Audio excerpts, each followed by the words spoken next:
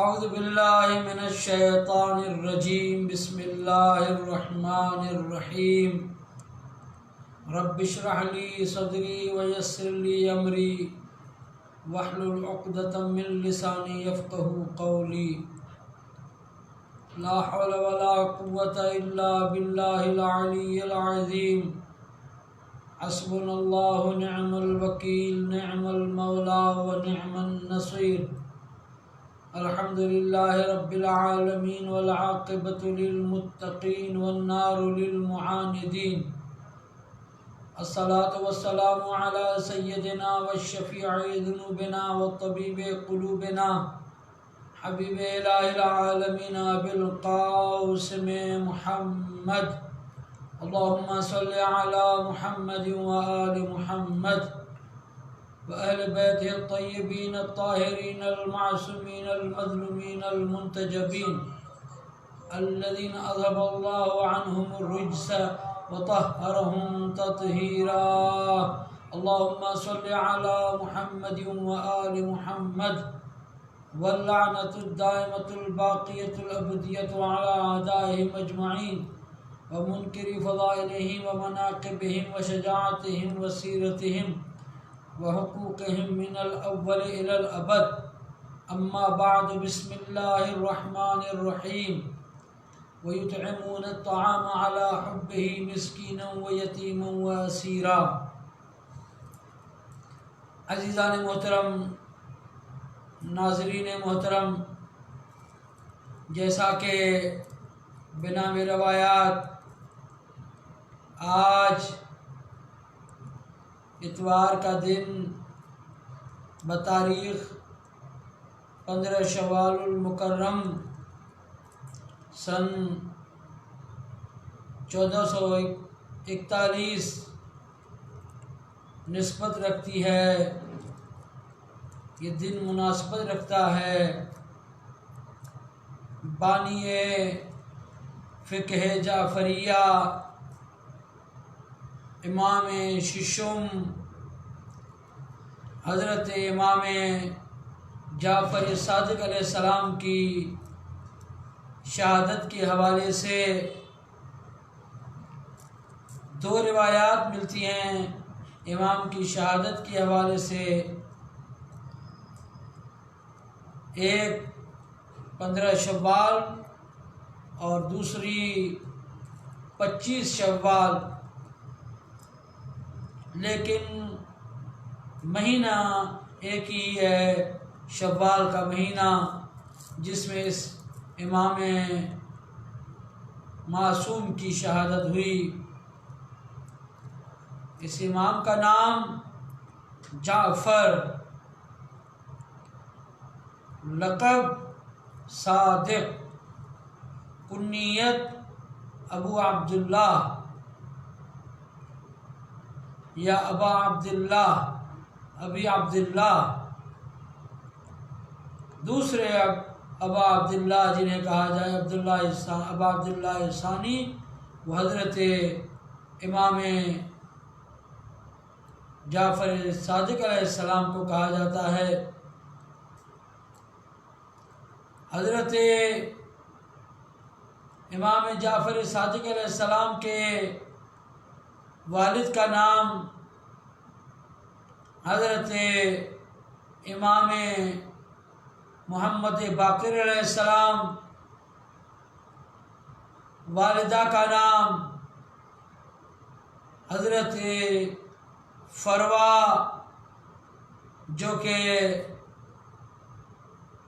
محمد بن ابی بکر کی پوتی،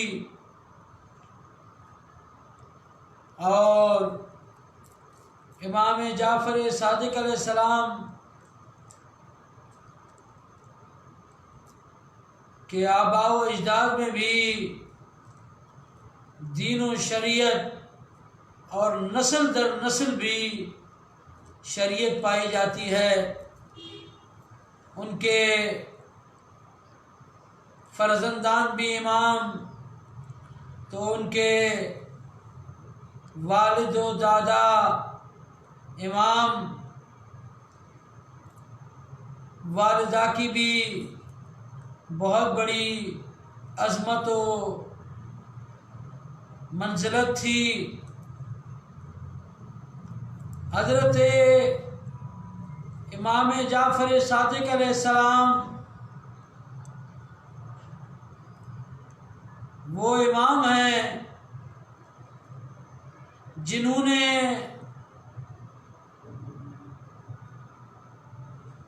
تبلیغ دین کھل کر کی، اور واحد یہ امام ہیں جن کے شاگرد بہت ہی زیادہ ہوئے، جبکہ علوم کے حوالے سے دیکھتے ہیں تمام معصومین کا مقام و مرتبہ ہے، لیکن یہ ضرور ہے کہ جس طرح قرآن مجید میں ہے کہ وَفَضَّلْنَاهُ بَعْضَهُمْ عَلَى بَعْضٍ فَضَّلْنَا بَعْضَهُمْ عَلَى بَعْضٍ، ہم نے بعض کو بعض پہ فضیلت دی ہے۔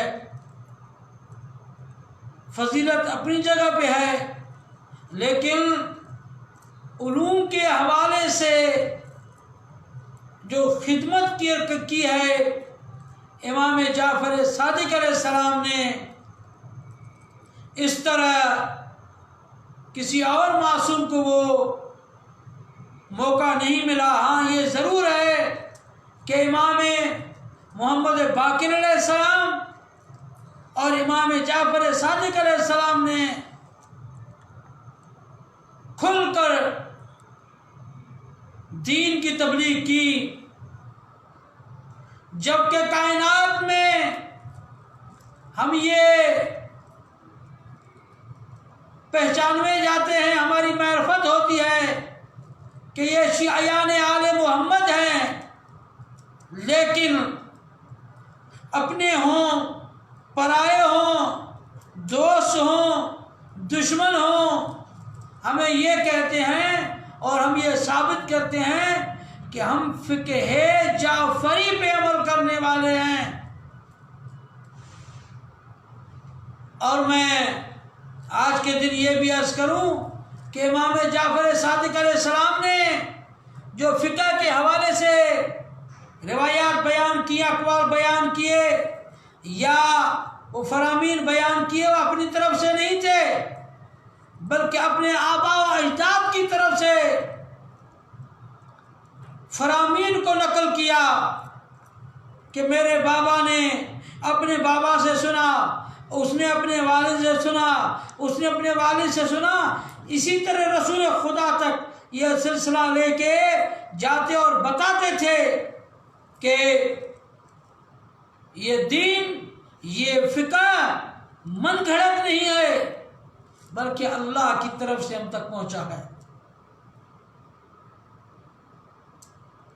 اور میں یہ عرض کروں، ہر ایک کا اپنا لقب ہے، ہر ایک کا اپنا مقام و مرتبہ ہے، جبکہ 14 معصومین میں سب کے سب صادق ہیں، لیکن 2 ہستیاں ہیں جنہیں صادق کا لقب ملا، اپنوں نے بھی صادق کہا تو غیر بھی صادق مانتے ہیں۔ وہ پہلی ذات حضرت ختمی مرتبہ، وجہ تخلیق کائنات، خاتم الانبیاء، رسولوں کے سردار حضرت محمد مصطفیٰ صلی اللہ علیہ وآلہ وسلم کی ذات ہے، جنہیں اپنے اور پرائے سب کے سب کہتے تھے، چاہے ہم دین کو مانیں یا نہ مانیں، لیکن آپ ہماری نظر میں سچے ہیں، صادق ہیں۔ اور اس کے بعد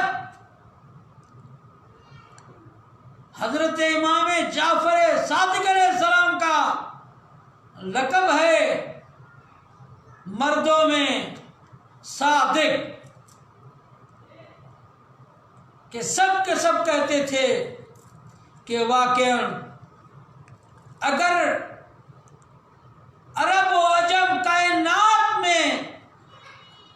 کوئی صادق ہے اس وقت نبی کے بعد وہ حضرت جعفر ابن محمد کی ذات ہے، جس کی رفتار و گفتار، جس کے اٹھنے بیٹھنے سے یہ پتہ چلتا ہے کہ اس نے سوائے صداقت کے کچھ بیان نہیں کیا، جب بھی کلام کیا تو سچ کہا، چاہے دوست کے ساتھ بات کی ہو، چاہے اپنوں کے ساتھ بات کی ہو، چاہے غیروں کے ساتھ بات کی ہو۔ دوسرے غیر مانتے تھے، لیکن امام کی امامت سب کے لیے تھی، امام سب کے لیے تھے۔ امام نہیں فرماتے تھے کہ یہ میرا غیر ہے، یہ میرا اپنا ہے، یہ میرا اپنا نہیں ہے، نہیں، امام کی امامت، امام کی حجت سب کے لیے ہے اپنے وقت میں۔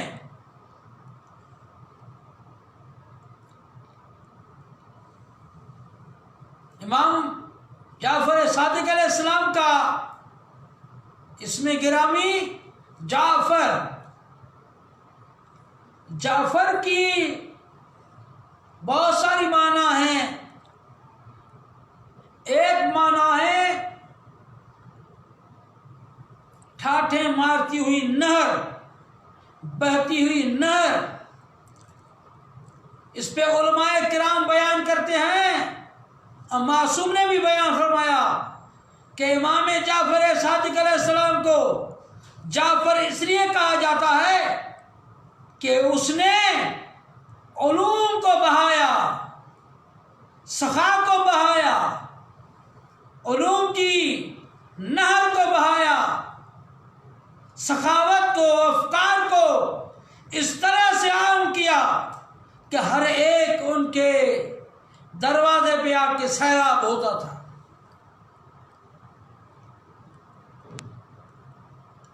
اور ایک ذات مدینۃ العلم جو رسول خدا کی ذات، دوسری ذات باب مدینۃ العلم حضرت مولا علی علیہ السلام، پھر امام جعفر صادق علیہ السلام۔ لیکن جس طرح دین کی علمی حوالے سے ترویج حضرت امام جعفر صادق علیہ السلام نے فرمائی، وہ موقع نہ رسول خدا کو ملا، نہ حضرت مولا علی علیہ السلام کو ملا، جبکہ مولا علی علیہ السلام یہ فرماتے تھے کہ سلونی سلونی قبل ان تفتونی، جو پوچھ لو جو پوچھنا ہو مجھ سے پوچھو قبل اس کے کہ میں آپ کے درمیان سے چلا جاؤں۔ افسوس کے لوگ آ کے پوچھتے کہ سروں میں بال کتنے ہیں، جانوروں کے بارے میں سوال کرتے، لیکن اس امام جعفر صادق علیہ السلام نے سب سے زیادہ شاگرد پیدا کیے۔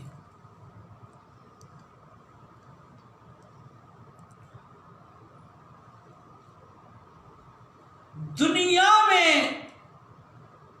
دینی حوالے سے جس نے پہلی اور سب سے بڑی اہم ترین یونیورسٹی قائم کی، وہ بھی امام جعفر صادق علیہ السلام کی ذات،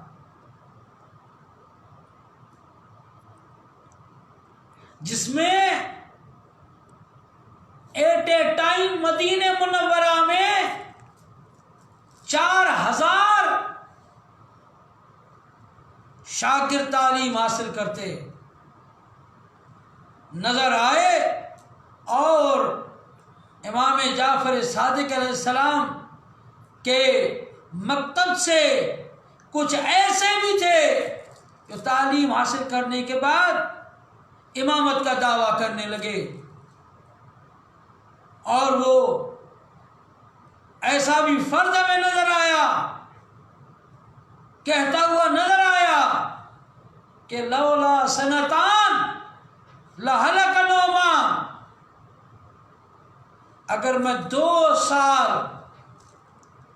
امام جعفر صادق علیہ السلام کے پاس نہ گزارتا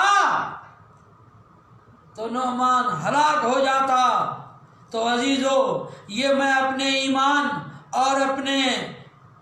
جذبات سے یہ عرض کروں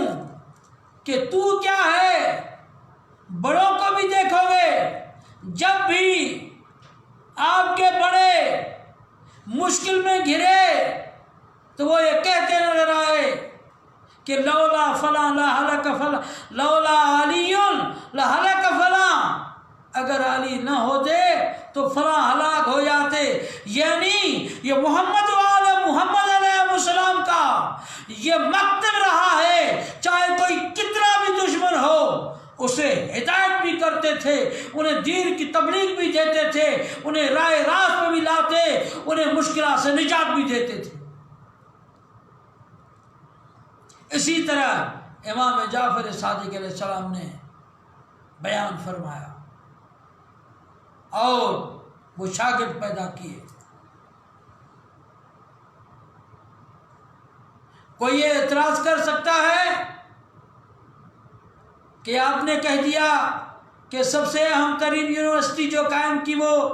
امام جعفر صادق علیہ السلام نے، اس وقت تو یورپ میں یا امریکہ میں یا ہمارے ملک عزیز پاکستان میں یا دوسرے ممالک میں بہت بڑی بڑی یونیورسٹیاں ہیں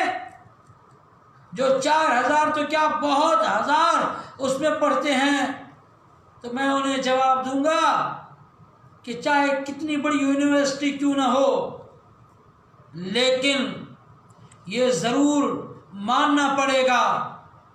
کہ امام جعفر صادق علیہ السلام نے جو یونیورسٹی بنائی، اس یونیورسٹی کے بنانے والے امام تھے، حجت خدا تھے، وہ معصوم من اللہ تھے۔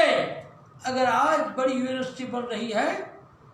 یا بنائی گئی ہے تو عام جیسے عام انسانوں نے بنائی، گنہگاروں نے بنائی ہے، اس معصوم امام نے یونیورسٹی بنائی تھی، جس کے مکتب میں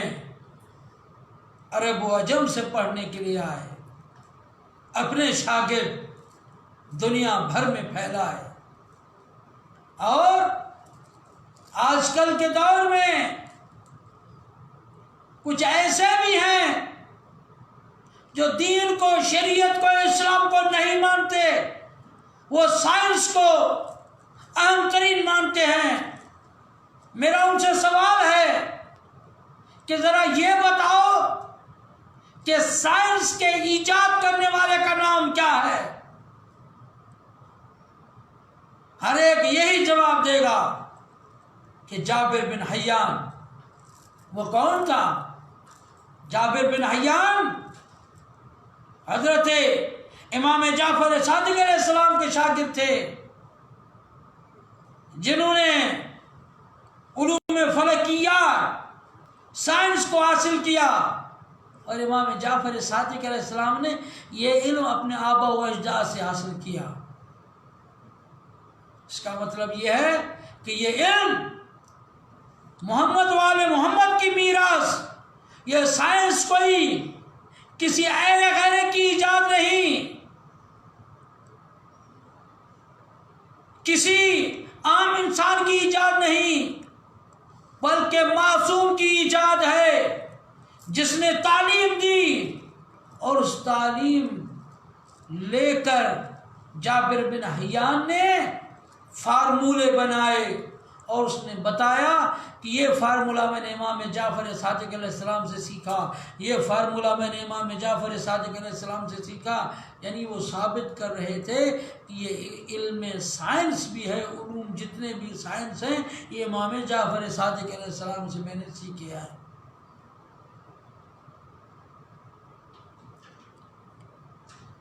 اور زرارہ کوفی جو مستند ترین شاگرد بھی صحابی بھی، جس نے کئی حدیثیں نقل کی ہیں، کئی ہزار حدیثیں،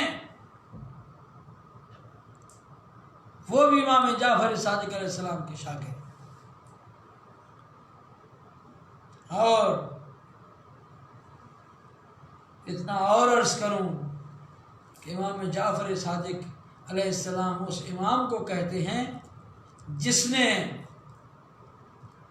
امام موسیٰ کاظم علیہ السلام کو تعلیم بھی دی، تربیت بھی کیا۔ اور اس وقت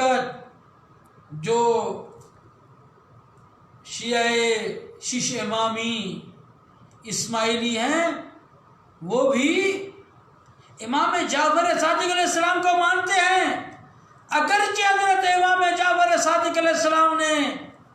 یہ فرمایا تھا جب حضرت اسماعیل کا انتقال ہوا تو مدینے میں سب کو جمع کیا، کیونکہ حضرت اسماعیل ایک زاہد، عابد، پرہیزگار انسان تھے، عالم تھے، امام زادے تھے، امام کے پوتے تھے، امام کے بھائی تھے۔ جب ان کا انتقال ہوا تو حضرت امام جعفر صادق علیہ السلام نے جنازہ پڑھایا تھا۔ انہوں نے بتایا تھا کہ لوگوں دیکھو کہ میرا بیٹا جعفر اسماعیل اس دنیا سے چلا گیا ہے، لیکن امامت اللہ کی طرف سے ملتی ہے۔ امامت کوئی ایسا نہیں ہے کہ اس کو اجماع کے ذریعے سے دی جائے یا امامت کا منصب اجماع کے ذریعے سے دیا جائے، ایسا نہیں ہے، بلکہ وہ اللہ کی طرف سے امامت ملتی ہے، یہ منصب اللہ کی طرف سے ملتا ہے، یہ مقام خدا کی طرف سے ملتا ہے، یہ کسی سے بناوٹی طریقے سے نہیں ملتا۔ میرے بعد امام جعفر صادق علیہ السلام فرماتے ہیں میرے بعد اگر کوئی امام ہے تو میرا بیٹا موسیٰ ہے جس کا لقب قاسم ہے، وہ تمہارا امام ہے، وہ امام برحق ہوگا، وہ حجت خدا ہوگا، تم سب پہ لازم ہے کہ اس کی پیروی کرو، اس کی اطاعت کرو۔ لیکن ہر دور میں شر پسند رہے ہیں، نہیں مانا اور حضرت اسماعیل تک اپنے آپ کو محدود کیا، اور امام جعفر صادق علیہ السلام کے بعد امام موسیٰ کاظم علیہ السلام کی امامت کو نہیں مانا۔ لیکن امام جعفر صادق علیہ السلام جنہوں نے اپنے والدین، آباء و اجداد کی سیرت کو بھی بیان کیا، جو کہ سخا کے بھی مرکز تھے،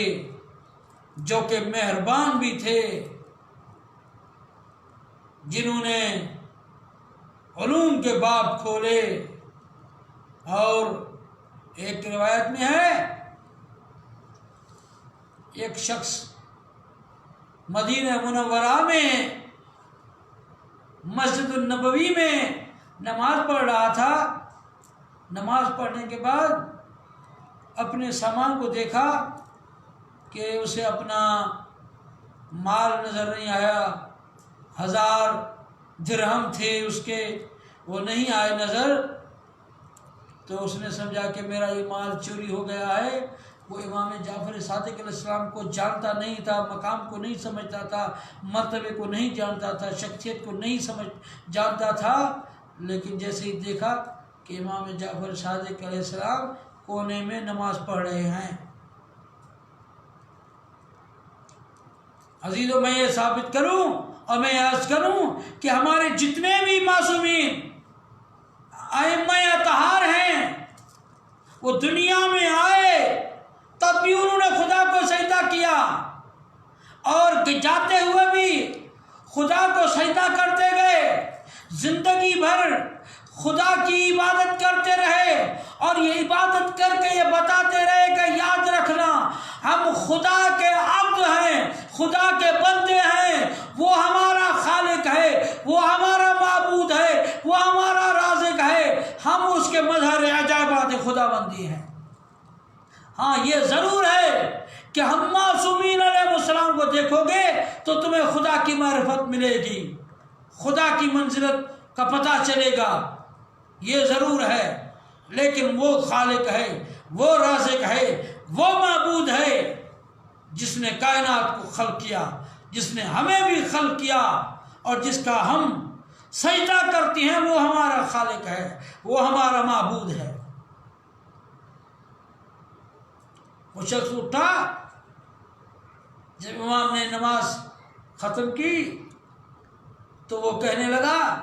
کہ میرے پیسے گم ہو گئے ہیں، وہ آپ نے اٹھائے ہیں۔ مولا نے پوچھا کتنے؟ مولا نے انکار نہیں کیا، فرمایا کتنے ہیں تمہارے، کتنے گم ہوئے؟ کہا 1000۔ مولا نے فرمایا چلو میرے ساتھ۔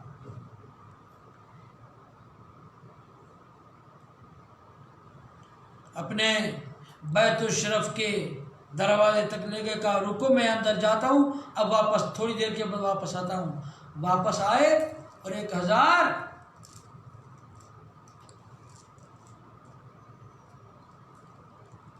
درہم و دینار اس کے حوالے کیے، کہا لے جاؤ۔ جب وہ مسجد میں آیا اپنا سامان اٹھانے لگا تو دیکھا کہ اس کا وہ مال جو تھا، اس کی جو دولت تھی پڑی ہوئی تھی، وہ جلدی جلدی شرمندہ اور جلدی اٹھا اور شرمندگی کے عالم امام کے دروازے پہ پہنچا اور دروازہ کھٹکھٹایا اور کہا مولا اور آقا مجھ سے غلطی ہو گئی ہے، مولا مجھ سے غلطی ہو گئی ہے، یہ آپ مجھ سے لے لیں،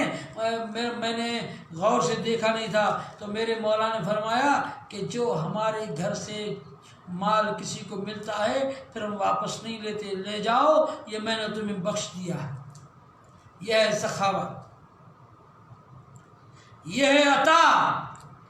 یہ ہے بخشش۔ ورنہ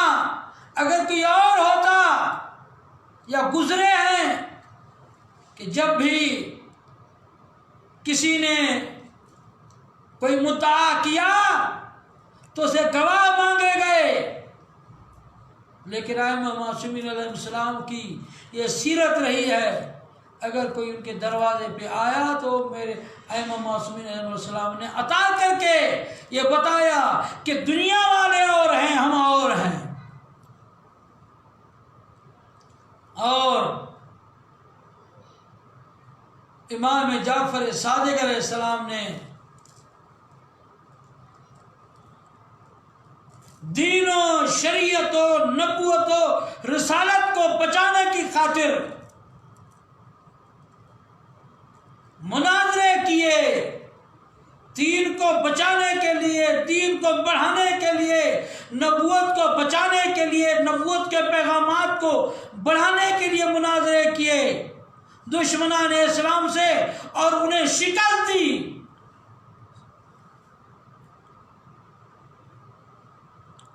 چاہے کسی بھی دور میں ہو، کوئی بھی امام ہو، اس امام نے دین کی تبلیغ کی۔ اور آج کل مرکز علم جو ایران کے اندر قم کا شہر ہے،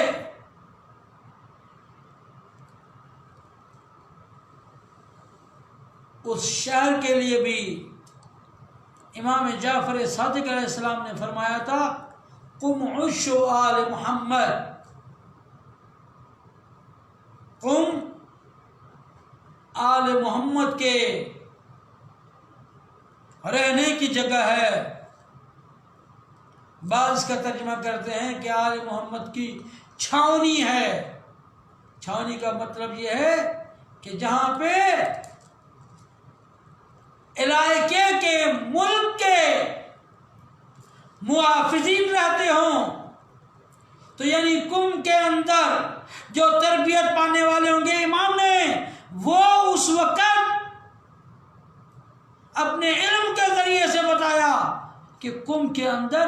ہماری سیرت کے محافظین پیدا ہوں گے، ہمارے علوم کے محافظین، ہمارے علوم کو پھیلانے والے آئیں گے۔ ان میں علماء، مراجع، بزرگان، شخصیات پیدا ہوں گی۔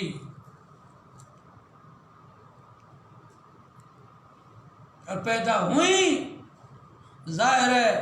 کہ امام کا فرمان نعوذ باللہ کبھی بھی غلط نہیں ہوتا۔ جو امام فرماتے ہیں وہ حق ہوتا ہے، سچ ہوتا ہے، وہ اللہ کی مرضی کے مطابق کلام کرتے ہیں۔ اور امام جعفر صادق علیہ السلام نے فرمایا تھا کہ یاد رکھو، اگر تم تک ہمارا فرمان پہنچے اور قرآن کی آیات کے مطابق نہ ہو تو انہیں دیوار پہ مار دو۔ امام جعفر صادق علیہ السلام نے بتایا تھا، یعنی فرما رہے تھے کہ ہم وہ معصومین ہیں جس کا کردار، جن کی رفتار، جن کی گفتار قرآن کے مطابق ہے، وہی الہی کے مطابق ہے۔ ہم وہی کلام کریں گے جو خدا چاہے گا، ہم وہی بولیں گے جو خدا کہے گا، ہم وہی کریں گے جو خدا کی مرضی ہوگی۔ ہمارا اٹھنا، ہمارا بیٹھنا، ہمارا اٹھنا، ہمارا کلام کرنا اللہ کی مرضی کے مطابق ہوگا۔ یہ ہے شریعت کے رہنما، یہ ہے آقا، یہ ہے امام۔ اور انہوں نے ایسے شاگرد بھی پیدا کیے جن کو دنیا میں بھیجا، مختلف جگہوں میں بھیجا، فرمایا کہ ان کی بات کو مانو۔ ان کی بات کو ماننا ایسے ہے جیسے ہمیں مان رہے ہو، یعنی یہ بتا رہے تھے کہ علماء حقہ کی پیروی کرو۔ اگر ہم نہیں ہیں اور تمہارے درمیان علماء حقہ ہیں جو قرآن و حدیث کے مطابق کلام کرتے ہیں، ان کی بات کو ماننا، ان کی پیروی کرنا ایسے ہے جیسے ہماری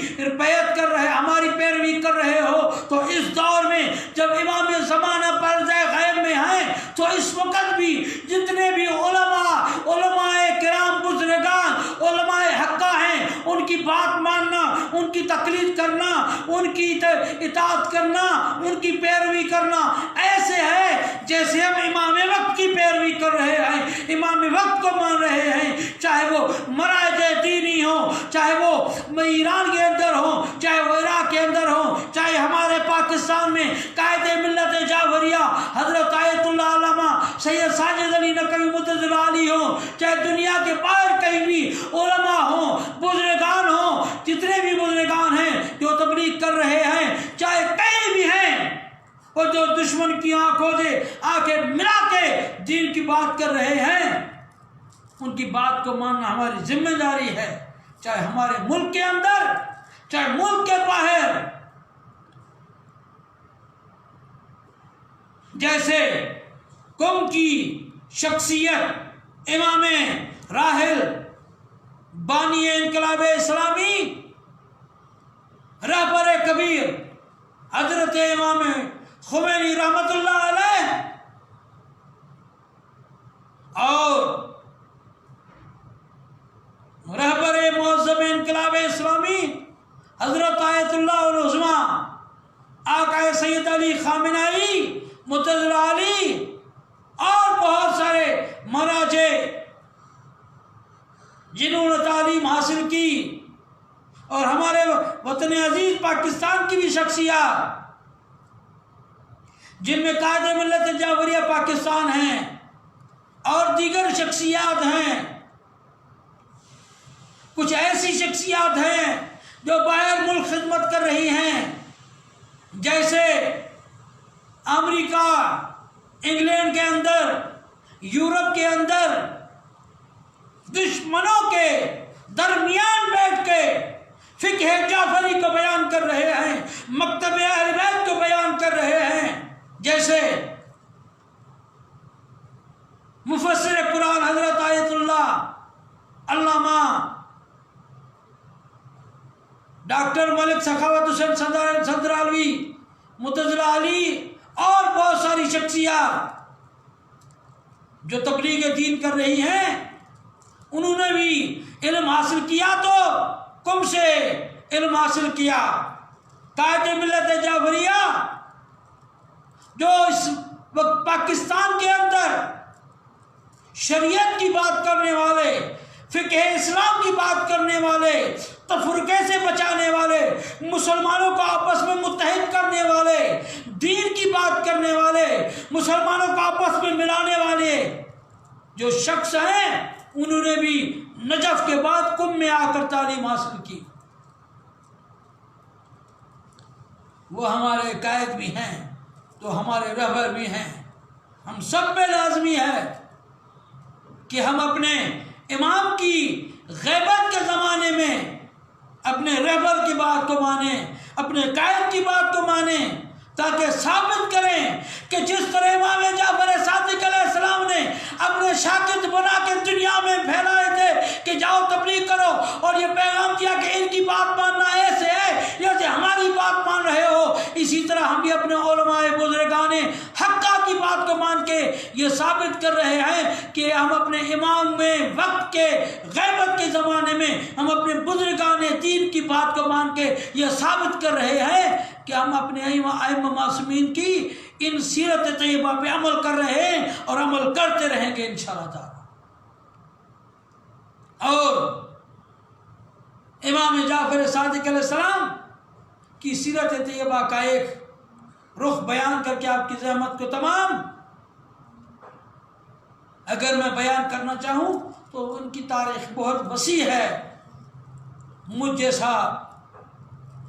کم علم، بہت ہی چھوٹا طالب علم کیا بیان کر سکتا ہے اس معصوم، اس حجت خدا کی سیرت طیبہ کو،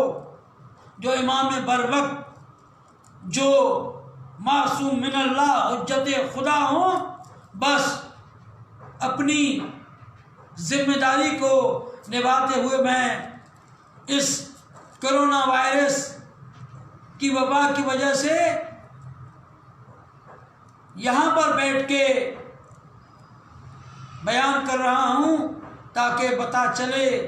کہ واقعاً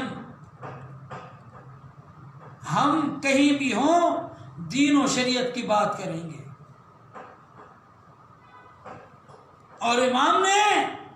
اپنی سیرت طیبہ میں اپنے اقوال کے ذریعے سے اس وبا سے، ان خطرات سے، ان بیماریوں سے بچانے کے لیے بھی اقوال ارشاد فرمائے۔ اگر دنیا سمجھ لے تو سمجھ سکتی ہے کہ امام نے ہر چیز کو بتایا۔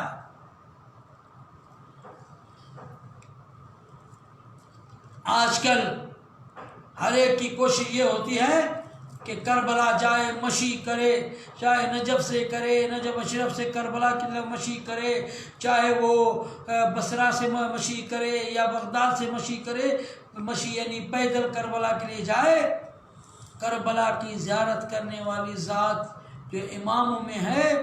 وہ جن کی سیرت طیبہ جو ملتی ہے وہ امام جعفر صادق علیہ السلام، جنہوں نے کئی مرتبہ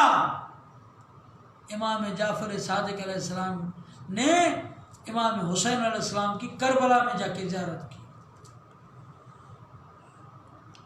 اور جو کربلا جا چکے ہیں یقیناً وہ میری اس بات کی تائید کریں گے کہ کربلا معلیٰ میں حضرت امام جعفر صادق علیہ السلام کا مقام حرم امام حسین علیہ السلام سے، قبر مطہر سے دور ہے، تقریباً 1 کلومیٹر کا فاصلہ یا اس سے زیادہ کا ہوگا۔ جبکہ آج کل جتنے بھی زائرین جاتے ہیں، ہر ایک کی کوشش یہ ہوتی ہے کہ ہم حرم کے نزدیک ہوں تاکہ زیادہ سے زیادہ جو ہے حرم میں جا سکیں، لیکن وہ امام حرم سے اتنا دور رہتے۔ اور کچھ ایسے میں نے بھی دیکھے کربلا میں جو عقیدت کے وجد میں آ کے زیادہ سے زیادہ یہ کرتے ہیں کہ اپنے پاؤں سے چپل کو اتارتے ننگے پاؤں چلتے ہیں، تاکہ کہتے ہیں کہ ہم کربلا کے سرزمین پہ چپل پہن کے نہیں چل سکتے کیونکہ مقدس ترین سرزمین ہے۔ یہ احترام ہے، یہ عقیدہ ہے، لیکن وہ امام کس طرح سے احترام کرتے تھے؟ وہ صرف ننگے پاؤں نہیں بلکہ کوہنیوں کے بل اس جگہ سے لے کر اپنے مقام سے، اپنی رہائش سے، اپنے کوہنیوں کے بل چل کے امام حسین کی زیارت کے لیے آتے تھے۔ انہوں نے حضرت امام حسین علیہ السلام کی زیارت کی فضیلت بیان کی۔ مفاتیح الجنان میں بھی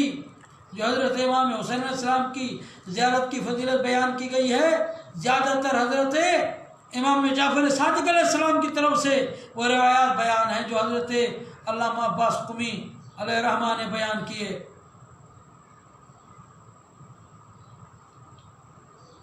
وہ دین کی تبلیغ کر رہے تھے، لیکن جنہوں نے دیکھا کہ ہمیں خطرہ ہے، کیونکہ امام جعفر صادق علیہ السلام جو بھی بات کرتے تھے شریعت کی،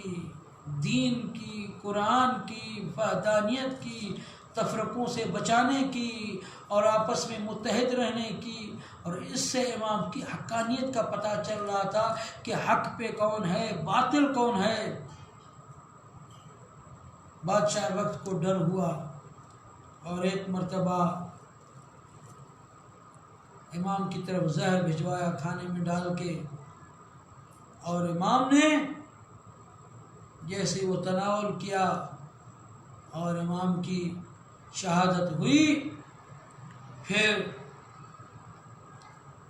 عزیزان محترم رسول خدا صلی اللہ علیہ وآلہ وسلم سے لے کر امام محمد باقر علیہ السلام تک یہ پہلا جنازہ حضرت امام جعفر صادق علیہ السلام کا ہے جو مدینہ منورہ میں بڑی شان و شوکت سے اٹھایا گیا، جنہیں غسل بھی دیا گیا، جنہیں کفن بھی دیا گیا، جن پہ اپنے بھی رو رہے تھے، پرائے بھی رو رہے تھے، ہر ایک گریہ کر رہا تھا۔ میں یہ کہوں گا کہ اے میرے مولا امام جعفر صادق علیہ السلام، آپ واقعا مظلوم ابن مظلوم ہیں، آپ کو زہر دیا گیا، لیکن اے میرے مولا آپ کو غسل دیا گیا، آپ کو کفن دیا گیا، آپ کو بڑے احترام سے اٹھا کے جنت البقیع میں دفنایا گیا، لیکن میں یہ کہوں گا لا یوم یا ابا عبداللہ، اے ابا عبداللہ آپ جیسا کوئی مظلوم نہیں ہے جسے نہ غسل ملا نہ کفن ملا۔ یہی سبب ہے کہ امام زین العابدین علیہ السلام 11 محرم کو جب حضرت امام حسین کی لاش میں پہنچے تو حضرت زینب کبریٰ سلام اللہ علیہ اس عالم غیر معلمہ نے دیکھا کہ امام زین العابدین کے چہرے پہ موت کے آثار ہیں۔ جب دیکھا تو کہا کہ میرے بیٹے یہ کیا ہو رہا ہے کہ آپ کے چہرے پہ موت کے آثار ہیں؟ امام زین العابدین علیہ السلام نے کہا کہ ببی اماں میں کیوں نہ اس دنیا سے چلا جاؤں، اور جس کا بیٹا موجود ہو اور اس کے باپ کی لاش بے گور و کفن پڑی ہو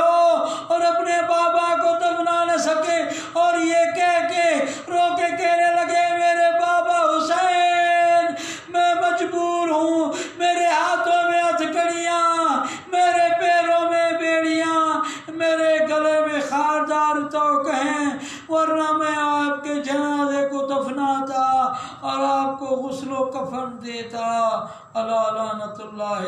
علی قوم الظالمین وسيعلم الذين ظلموا أي منقلب ينقلبون۔ اللهم صل على محمد وآل محمد۔ خدا تو یہ واسطہ محمد و آل محمد کے امت کا، تو یہ واسطہ امام جعفر صادق علیہ السلام کی عظمت و طہارت و منزلت کا،